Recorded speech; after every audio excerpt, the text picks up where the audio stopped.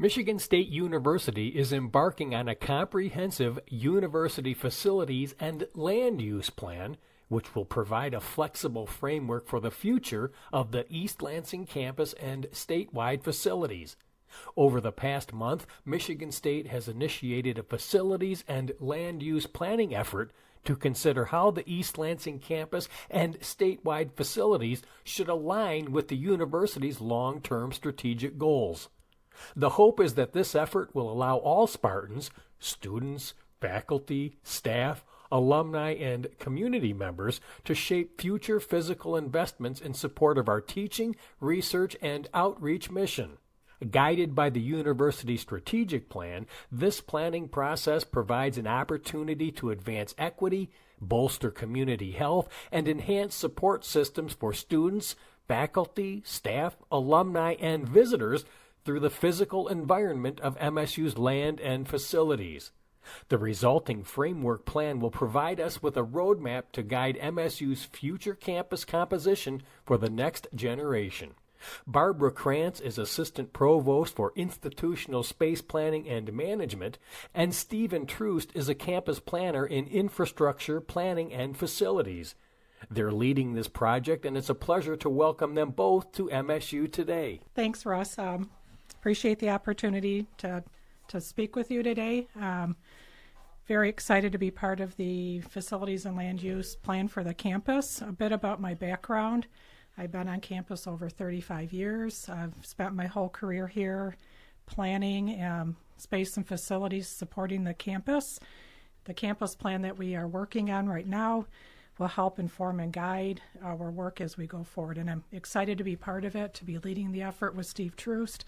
And we look forward to hearing from our campus partners. Great. And Steve, a little bit of your background, please. Thanks, Russ. Well, I've been with the university 15 years.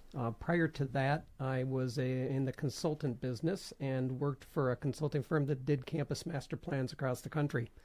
And when I learned that my alma mater was completing the Vision 2020 plan and we're looking for a campus planner full-time position, I took up the challenge because I wanted to help my alma mater figure out roadmaps to the future, help them solve some of their key issues. So as I said, I've been with the university 15 years now, and I have focused primarily on updating and managing the campus master plan. And so that means a lot of different things, but it really is making sure and guiding physical change to the campus, construction projects on through, and making sure they're in alignment with the plan and its principles. So give us a little bit of a history lesson of maybe some past plans, how we got to where we are now with this new plan.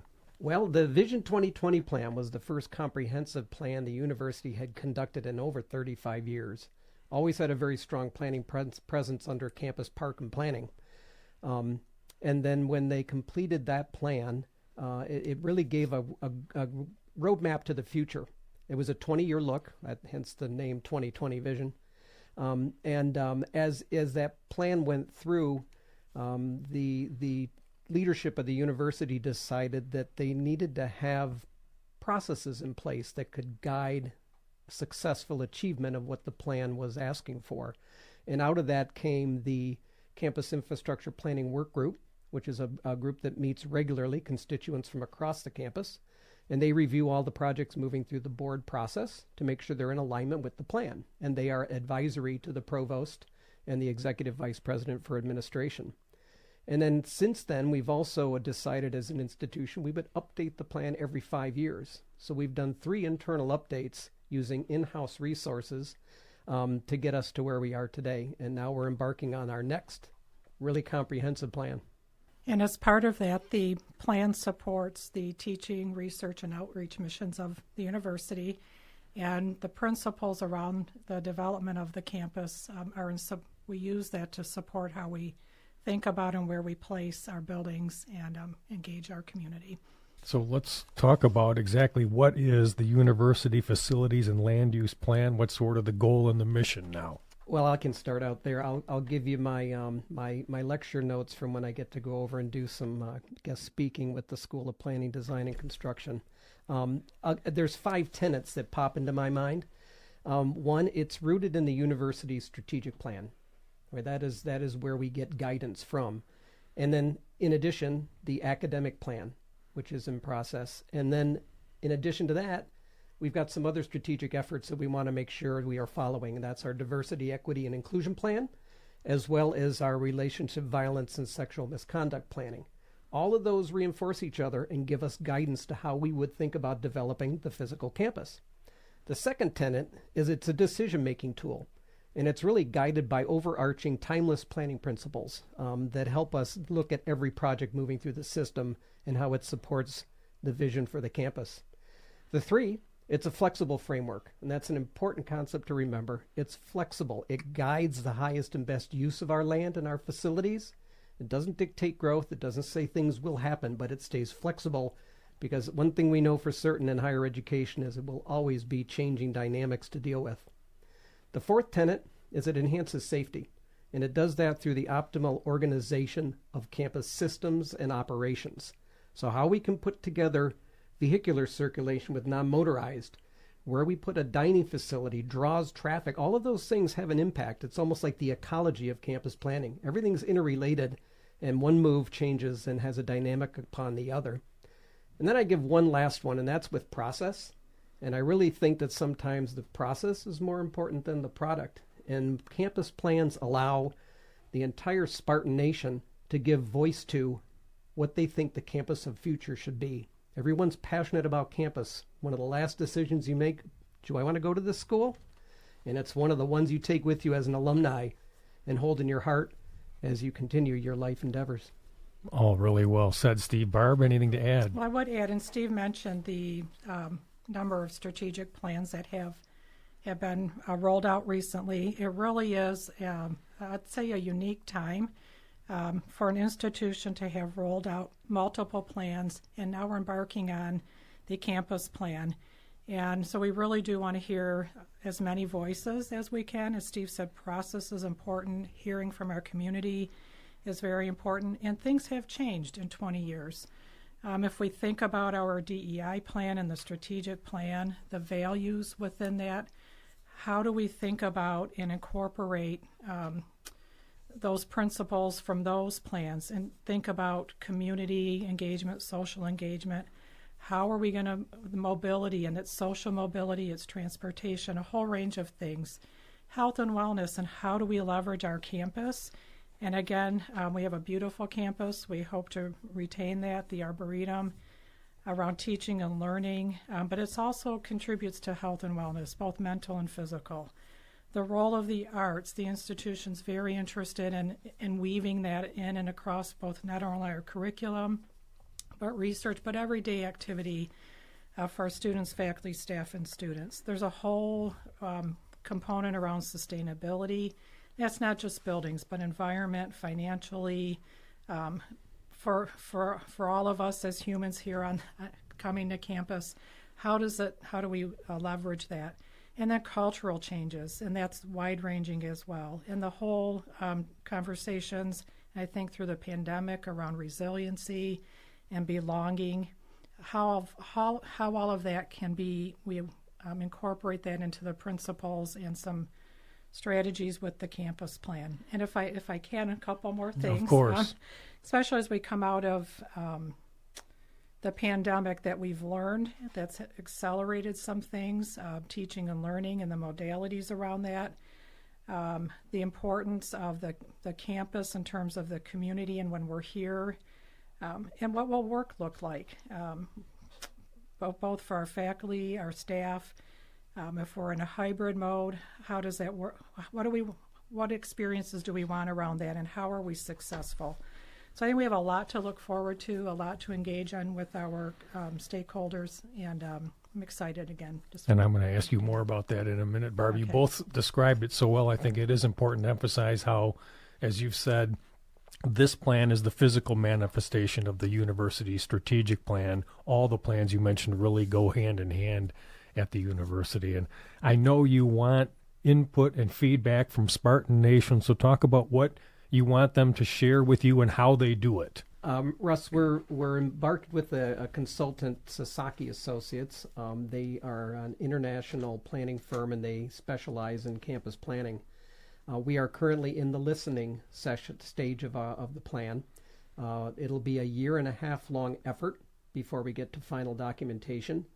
The first couple of months up through June of this year, we're listening, gathering ideas, looking at the campus, assessing it, analyzing it. We'll then move through an ideation stage where they look at alternative scenarios for how the campus may be put together based on what they've heard. And again, guidance from the strategic plan. And then we'll have about 6 months to do final documentation. So there's going to be lots of time for input. Currently, we have a Map My Campus survey open. And if folks can go to campusplan.msu.edu, they'll find a link there. And you can go online and tell us your views of the campus. Where's your special place? Where are places you think need to be fixed? What's your route through campus? Are there areas of concern that you want to make sure get addressed in the plan? And we're looking to get quite a bit of input from faculty, staff, students, and alumni, as well as community members who come here as visitors. We want to understand how we can enhance the physical campus of composition through that Map My Campus website. It'll be open through the 22nd of this month. And then there will be opportunities throughout the planning process to go to that website, campusplan.msu.edu, and offer your input or ideas on things that you're hearing or seeing. We'll also have some extensive town hall meetings coming up in the fall when folks are back on campus, had a chance to settle down and get into the new semester, and then we'll be able to look at some of those scenarios and alternatives and get input on what people think about those. And Barb, talk more about some of the things that will impact the planning of land use and facilities. Like you talked about, teaching modalities are changing.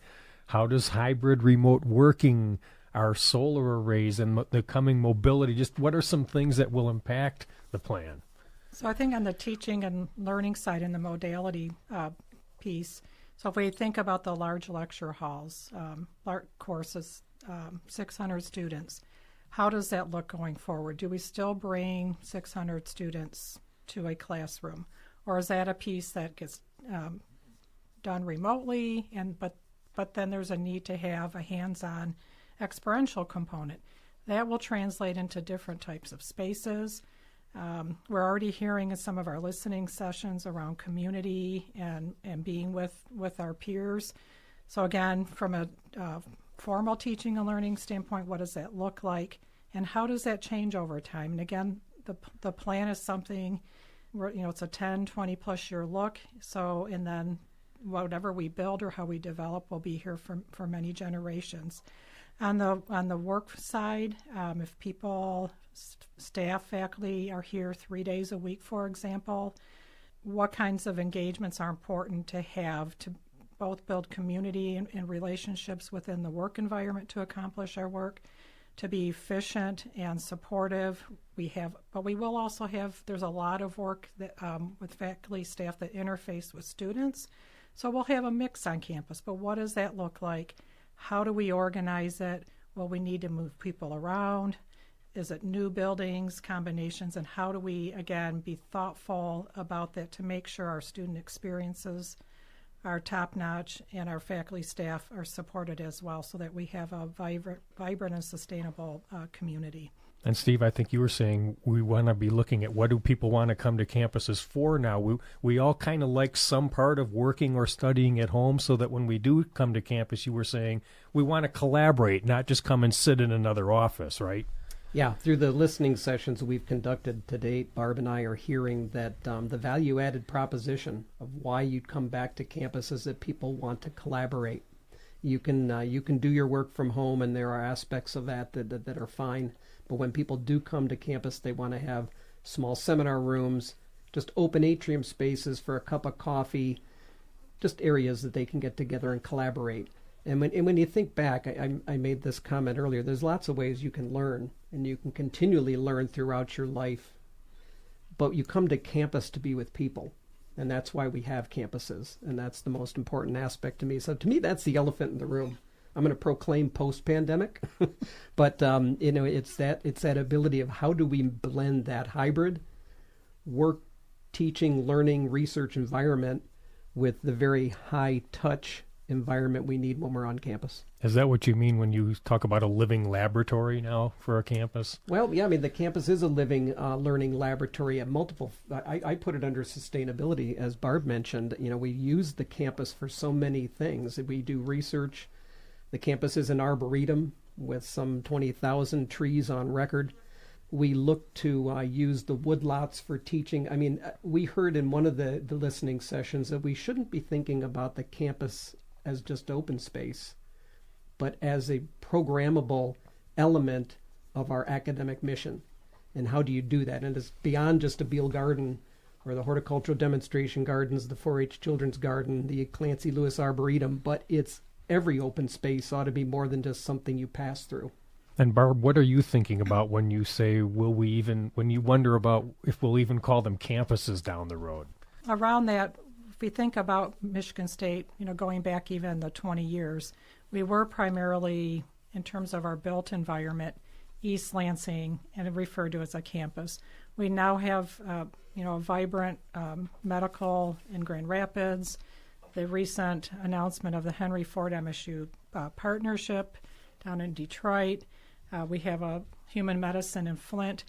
And will that become part of what we would actually refer to as a campus, or does it take on a different name or way in which we acknowledge those? So that was in terms of how, just a question as we look forward. Yeah. What key takeaways would you like those joining in on our conversation to take away about the plan? For me, it's again that flexible framework.